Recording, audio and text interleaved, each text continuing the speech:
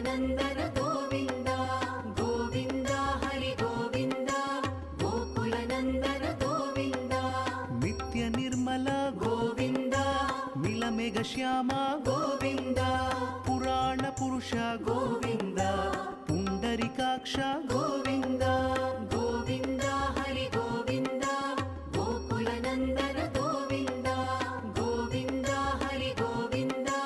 गोकुलनन्दन गोविन्द नन्दनन्दन गोविन्द नवनीत चोर गोविन्द पशुपालक श्री गोविन्द पाप विमोचन गोविन्द